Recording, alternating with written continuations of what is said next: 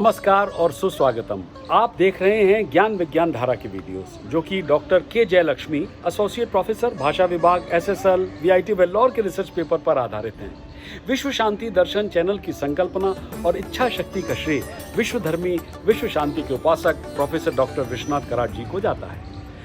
पिछले कुछ एपिसोड्स में आपको भारतीय अनुष्ठानों और संस्कारों के बारे में जानकारी मिली थी। संस्कार या रिचुअल्स के नाम से जाने वाले हमारे प्रत्येक कर्मकांड, प्रथा, परंपराएं केवल मान्यताएं नहीं हैं, बल्कि ये हम भारतीयों में सकारात्मक क्षमता भी प्रदान करती हैं। आज जानेंगे विवाह से संबंधित सभी संस्कारों का महत्व। विवाह संस्कार का एक महत्वपूर्ण संस्कार है, जहां एक व्यक्ति जीवन के दूसरे चरण में प्रवेश करता है। विवाह समारोह में कई विस्तृत प्रथाएं हैं, जैसे मेहंदी लगाना, सिंदूर लगाना, पैर की उंगली में बिछुआ पहनना वगैरह वगैरह। ये सभी लड़की के वैवाहिक जीवन में प्रवेश के प्रतीक हैं। आज चर्चा करते हैं मेहंदी लगाने के महत्व पर।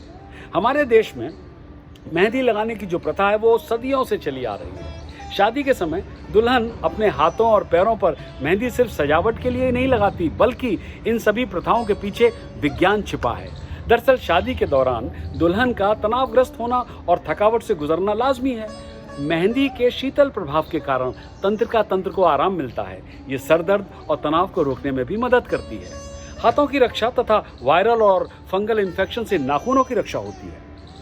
अब जानेंगे माथे पर तिलक या कुमकुम और सिंदूर का महत्व, पर उसके पहले लेते हैं एक अल्प विराम, यानी छोटा सा ब्रेक। कहीं जाइएगा मत।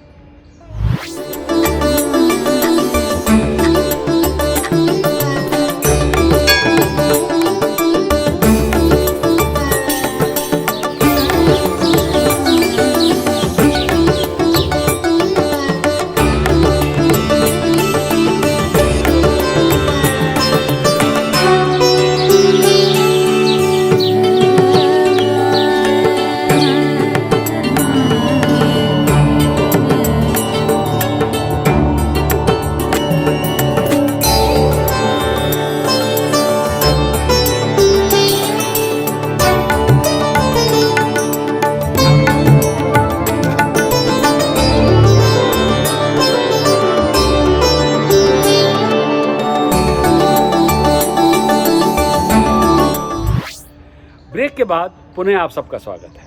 आप देख रहे हैं प्रोग्राम ज्ञान विज्ञान धारा। अब जानेंगे माथे पर तिलक, कुमकुम और सिंदूर का महत्व। भारतीय परंपरा के अनुसार पुरुष और महिला दोनों अपने माथे के केंद्र पर भौं के बीच में तिलक या बिंदिया लगाते हैं। भौं के मध्य का स्थान जो है वो पूरे मानव शरीर में एक प्रमुख तंत्र का बिंदु है, जो कि शरीर का नियंत्रण केंद्र है।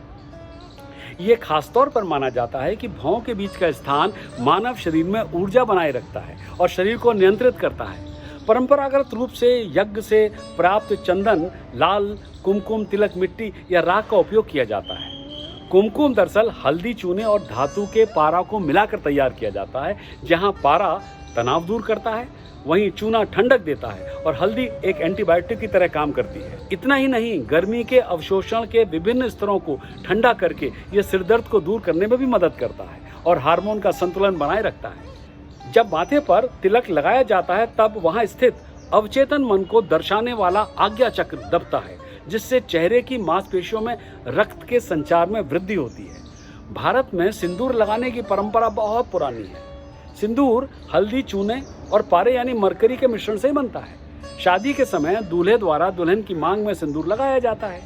एक भारतीय महिला के लिए सिंदूर उसके भाग्य का, उसके वैवाहिक जीवन का संकेत होता है। एक बेटी के रूप में अपने जीवन से गृहिणी के जीवन में महिला का प्रवेश होता है। वेदों में सिंदूर के महत्व का उल्लेख किया गया है, जो कि हमारे स्वास्थ्य से संबंधित है। वास्तव में सिंदूर सीधे पिट्यूटरी ग्रंथ तक लगाया जाता है, क्योंकि पुरुषों की तुलना में महिलाओं में यह हिस्सा अधिक नाजुक होता है। लगाए जाने वाला सिंदूर औषधि का काम करता है। पारे के प्रयोग से चेहरे पर झुर्रियां जल्दी नहीं पड़ती हैं। इसके अलावा ये शरीर में इलेक्ट्रिक इम्पल्स को भी नियंत्रित करता है, जिससे शरीर को ठंडक मिलती है और आराम मिलता है। बालों में जूं आदि के प्रसार को भी रोकता है। जब जननांगों को नुकसान पहुंचाने वाले कीटाणु रक्त और शरीर को प्रदूषित करते हैं ना, तो पारा उसे नष्ट करने में मदद करता है। उम्मीद है आपको विवाह संस्कार से संबंधित ये एपिसोड पसंद आया होगा। अगली बार जानेंगे गहनों और आभूषणों का महत्व। भारतीय महिलाएं खुद को सजाने के लिए आभूषण पहनती हैं और गहने विवाहित महिलाओं के लिए शादी का प्रतीक है। कहते हैं कि कहानियों के माध्यम से हर दौर की पीढ़ी अपनी परंपराओं को, अपने रीति रिवाजों को, अपने समाज से अवगत कराती है।